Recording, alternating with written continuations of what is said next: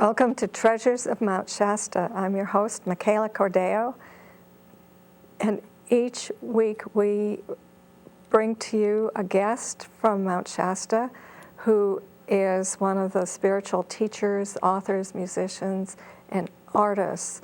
And we also take a virtual trip to a beautiful spot around the mountain, and a place that often people might not find. It's a little hidden sometimes. The little secret places that we know about. Our virtual journey today is to a place I call the Secret Grotto. It's right in the middle of town, and it's pretty hidden. And I was told not to tell you how to get there, so keep it somewhat secret. But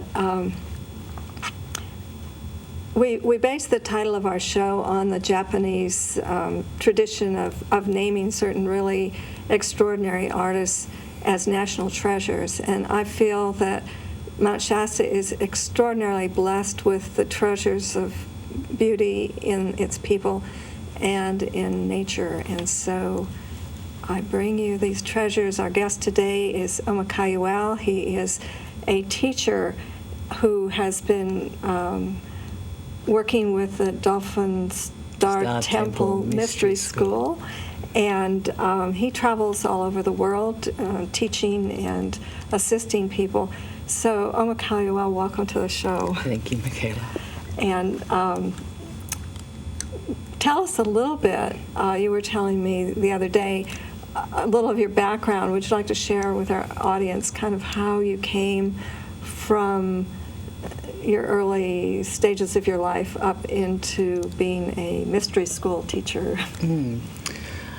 I was drawn here from Australia through having a spiritual awakening.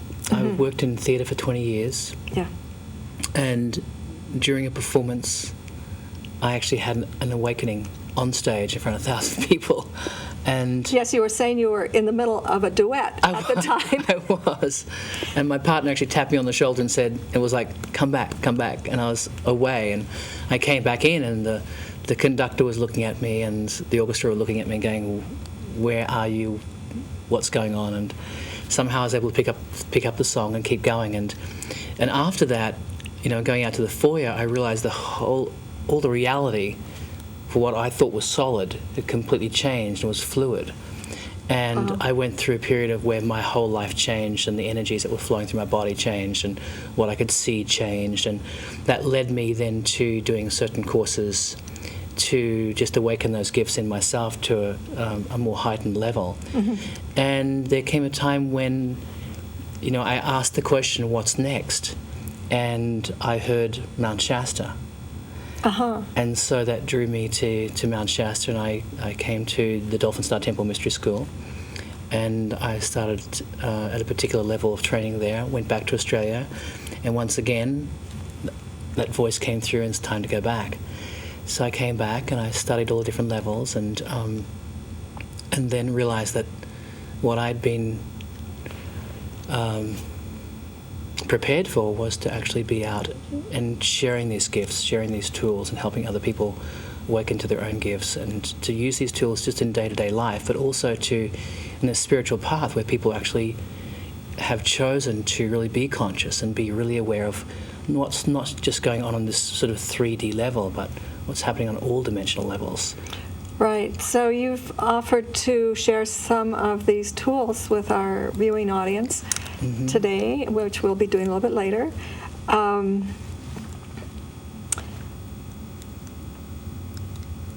What are some of the kinds of questions that the people who have been working with you are asking you right now? I know we talked a little bit about the stresses everybody has stress. It's part of life, but the current world situation is such that stresses seem to be more magnified for people. So what are some of the kinds of concerns that people are coming to you with? There is this feeling, this experience of overwhelm, and people are really feeling emotionally overwhelmed, and not just in any one particular area of their life, but across the board. And of course, it affects us as the old paradigms and the old patterns of living and being and exchanging and connecting are dissolving as we evolve, there are times when the level of that dissolution actually creates a chaos. And at the moment there is, as there has been through all the evolution of human evolution, on a planetary level and an atmospheric level, we've got pole shifts that are happening that science is notating. The electromagnetic fields of the Earth are changing. There's solar flares that are happening. We've just had a solar eclipse, which actually heightens the different elements and elementals within our own being, our own consciousness, are constantly in interplay. And so, even with economics, I mean, the word economic is so large. It affects so many different parts of our lives, that even with that breaking down, even just in this country, which is now ping-ponging around the world, because we're all one heart and one soul and one feeling body, one empathic consciousness, it's like we're all getting to experience each other and each other's reflection within what's breaking down. And so what I hear a lot is, I'm in overwhelm, I'm feeling this emotion, I'm feeling really angry, I can't seem to get rid of my anger, I can't seem to, I just hate everything the children are saying at the moment, I don't know what to do with it. And there's a point where how we relate and all that we haven't spoken, those thoughts, those emotions go somewhere, and they go into the ethers, they go into the atmosphere, and at the moment all that's popping. The subconscious and the unconscious is popping. Right. And so I find it particularly noticeable if you go to a large city that after living in the pristine atmosphere here in Mount Shasta, which is a fairly small town, when I go to the Bay Area, it's like a big fog of people's feelings, thoughts, just kind of descends. Totally. I like it here. And so, we get the opportunity in nature. It's the perfect reflection of what is needed. And you look at the trees are still. Yeah. They're rooted, they're grounded in presence. Their presence, they're reflecting presence. And so what we're being really asked as we evolve is to be a mirror, is to be the mirror and to be the tree, to be rooted, to be present, to be in the now, as Eckhart Tolle has shown the way in this recently, to be present, to be in the now. And so with everything that's changing, because we really live from one moment to the next, we need to be changing our grounding to the moment, from one moment to the next. That is such an interesting concept, and as soon as you told me that, we were talking about it yesterday, I just brightened up, because I have to admit, when I went to school to learn lots of these esoteric skills about 25 years ago, and it took me, grounding is the basic tool that everybody learns, and you have to be grounded before you can do any of the other exercises. Well, it was like the big thing for me. I could not ground. Finally, after struggling and struggling, I got this little tiny thin line going down into the earth. It was like a fishing line, and my friend said, well, fishing line's very strong. I said, well, thank you, that was good. That's very true. But for the next 6 months, I had to work on creating a grounding cord. And so I've become fairly good at it, but I used to be the kind of person people would always poke me and say, where are you? Where are you? And I'd be off somewhere, anywhere but here. It was a big challenge for me to be here. And so I've been really working on being grounded. And when you said what you said about grounding into the present instead of the past, it was like, there's something new to learn about grounding. So I want you to talk about the details of that a little bit more, because I think that's an important concept. Well, I think it's also what you brought up about, you made it part of your daily practice. And that's very much part of what is needed. It's a daily practice, like meditation or doing yoga. Yoga really helps ground people in their bodies and their breath. Breath is also another very important part of breathing. Remembering to breathe. Yes, well, when you're frightened, apparently the first thing people do is hold their breath. Exactly. And just remembering to breathe when you're in an anxiety-producing situation is a big thing. We sometimes consciously or unconsciously actually have what's called a grounding cord, and it grounds us into the earth, because part of the nourishment that we receive into our bodies, apart from what we put in through our mouths or what we receive from, through our auric field and our energy bodies, is the nurturance just from the earth that keeps us warm, Right. that keeps us earth-bound, and actually it helps our bones to form. Really? Yeah, it helps our bones to form by actually being grounded, by accepting that this is who I am and I belong here, and this is my journey. Now, you make me want to go back to an earlier time in my life when I was a research psychologist. I want to do an experiment and find out if people ground, if it helps their osteoporosis.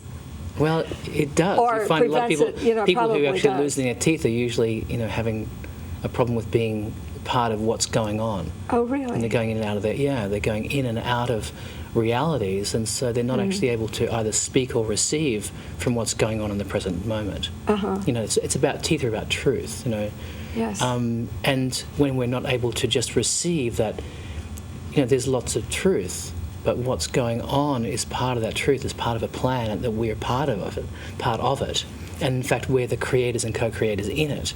If we don't fully consciously take that responsibility, and that we're constantly just moving in and out of reality because we don't know how to deal with it, then Right. it affects our physical body in a major, major way. Well, I discovered maybe 10 years ago now that if you're dealing with somebody who's got really a significant block to something, and you speak the truth to them, and I'm not talking about the kind of truth is, your eyes are crossed and your hair is ugly today, but the truth that the way God actually sees us is the kind of truth I'm talking about, this level of the perfection of the soul.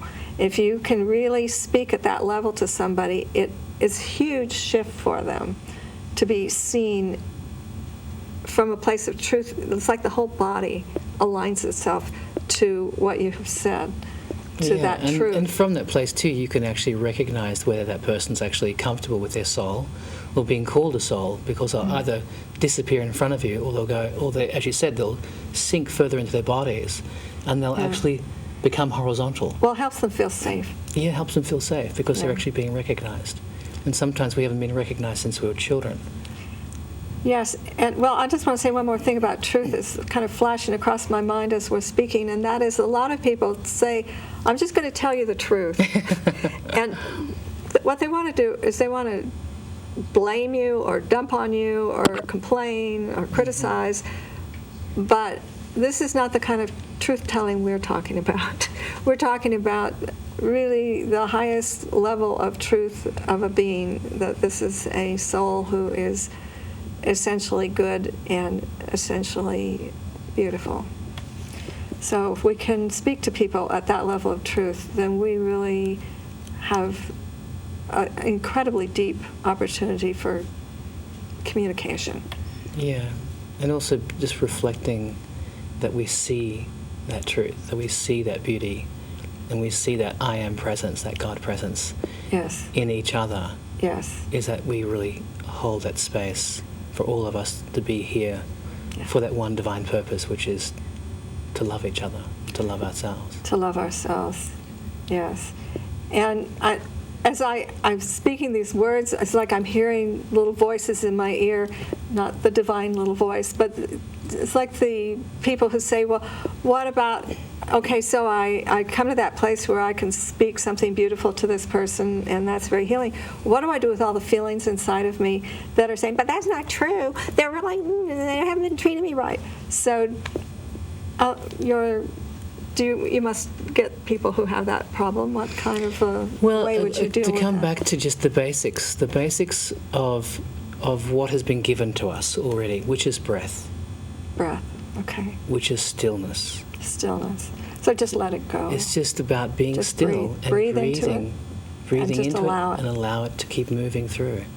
So it isn't. And no, it it's isn't not something you have to hold on to. No, because but as soon as we just, contract our bodies, that's the beginning of dis-ease, where we're out of ease. Yes. And we release the grace that's actually afforded to us, not just from outside of ourselves, but the grace that's already existing within us.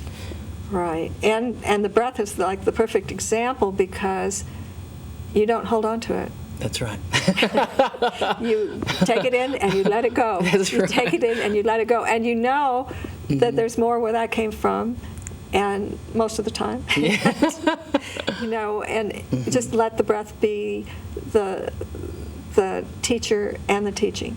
Exactly, and the intelligence that knows where it needs to go in order to help release and help remember, because part of the cellular memory of whatever the trauma is that's saying, oh, you're not this or you're not that.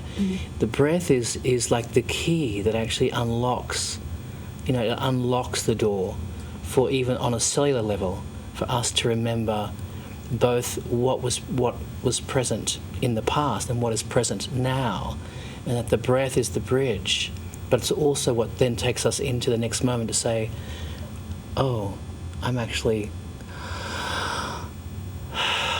free. Yes.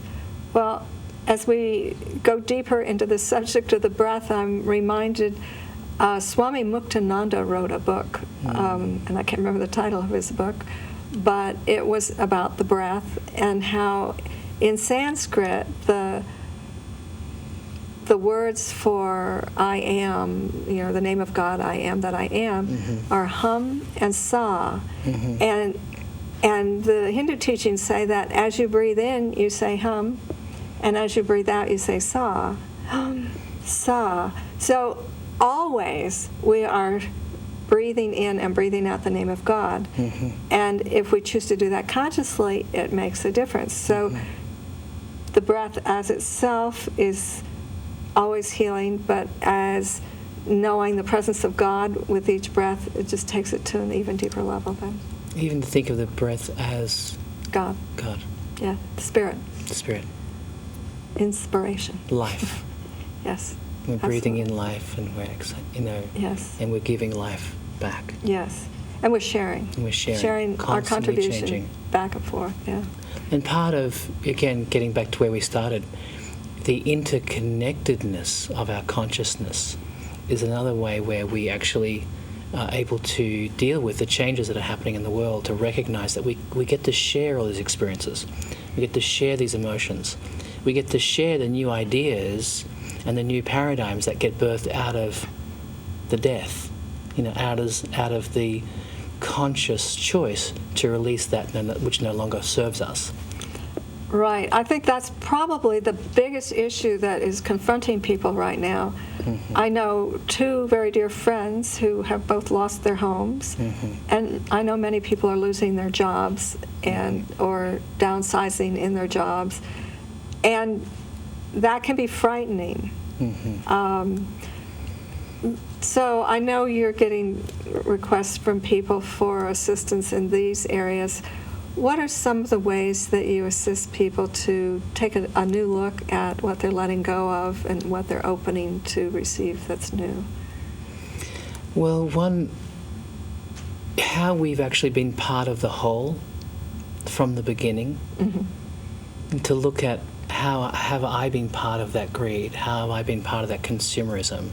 How have I been part of this disease that has brought society unconsciously to a point where it has been given another choice?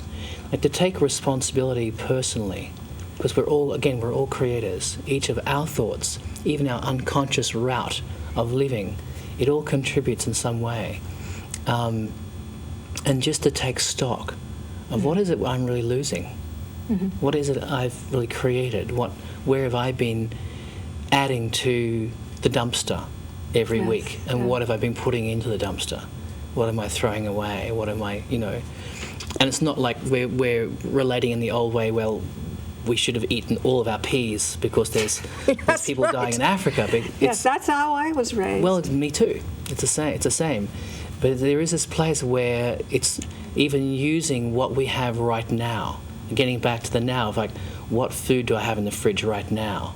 What can I use that is between 10 and 100 feet around me that actually nurtures my reality, nurtures my being, nurtures my family right now, that I don't even take notice of because I drive out of the area to get to my office. I drive out of the 100 feet. And so to recognize who lives near me, who is already near me, who can assist me, how can I assist them? If we're all sharing the same experience, how can we interrelate? How can we bring those gifts? And, there's bartering, for instance, on an economic. Bartering has actually been around for such a long time, and now it's coming to the head again because people realise that if there's going to be a bridging time where there's perhaps this changing of the guard of cash, Yes. then we can all just share what we have and who we are, just as you and I are doing right now. Right. Well, several years ago I was living in Sedona, and they were doing an experiment with the barter system.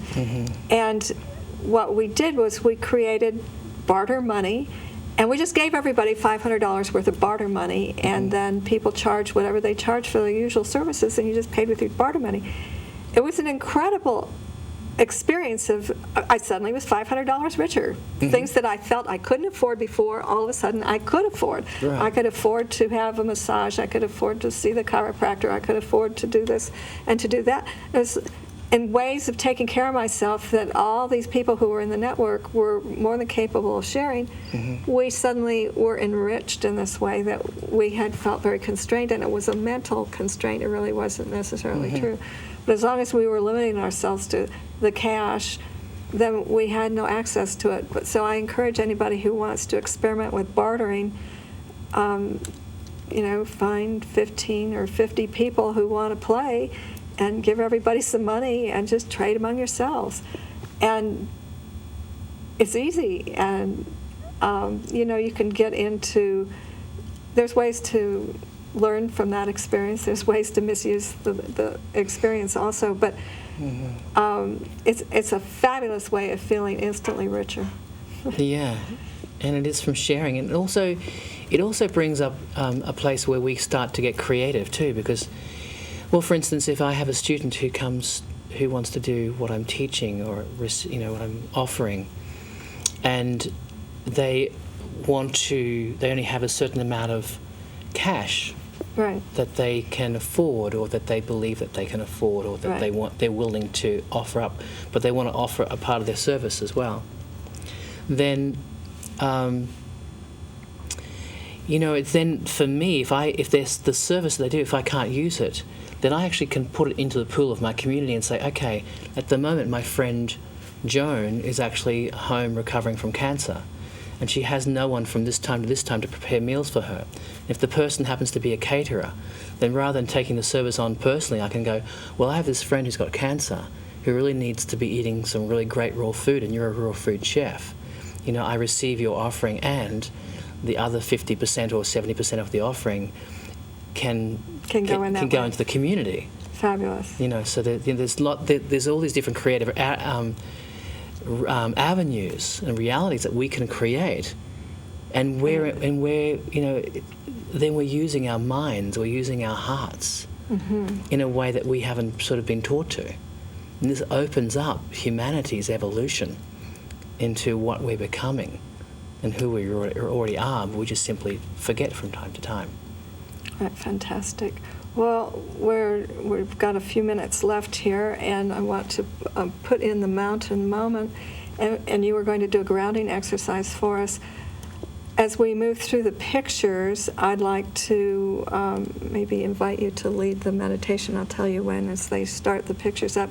So we're taking a virtual journey to the secret grotto. Here's the entrance. You come to this gate. And I'd like you to just keep with the pictures, please. Thank you. Just, we're coming into the grotto. Now, all of the stonework that you will see here and the bridge were all made by volunteers. There's a little creek that's running off the mountain here. And we're at this bench now that's right next to the creek, and it's right next to the waterfall. So let's just sit with this position right here. Stay with this picture for a little bit, and I'd like you to do this grounding right here. So as we're sitting on the bench, just really feeling the bench beneath your seat, feeling your feet on the ground, and just taking some time with your breath to connect directly to the ground, opening the chakras at the bottom of your feet so you actually, like they're suckers, that can actually feel your connection to the ground.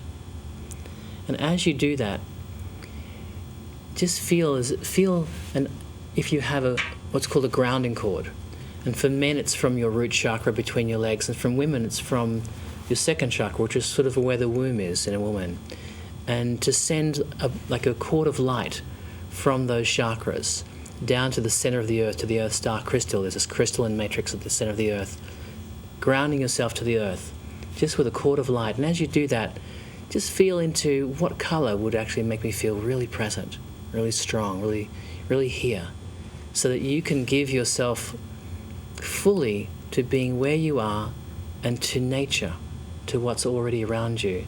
That's a reflection of that presence. And this is one way of just being here. All right, perfect. So we're going to go on with the pictures now.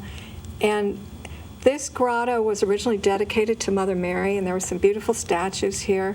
We had many beautiful ceremonies here at the grotto, and a lot of prayers were said here. So anybody who emails me, I'll tell you how to get there. Part of my visualization was that they would build a boardwalk through the wetlands that are behind here, and eventually the city took over this space, and they did build a boardwalk that goes through, so you're walking through all these beautiful native plants. And I took these pictures back in the fall, and you see there's great views of the mountain from here. In fact, you can see the Mount Shasta, Black Butte, and the eddies in all sorts of directions. So it's a wonderful physical trip just to walk. It's not a long walk, and it's certainly pretty effortless. So you just can walk along the boardwalk, and it's a good place to pray, to be silent, to just appreciate nature, and to be really present. And we're just going to be closing with these pictures. So just take this journey with you as you go about your day. Take this. Here's a beautiful little cat that I met on the walk. It was a little surprise. So just appreciate the beauty that's around you. Appreciate being here now, and knowing that by being present, by being grounded, the solutions to your problems will be more readily apparent. And here we are leaving the grotto again. So thank you, Omakauel, for being with us today and for sharing your teachings. Thank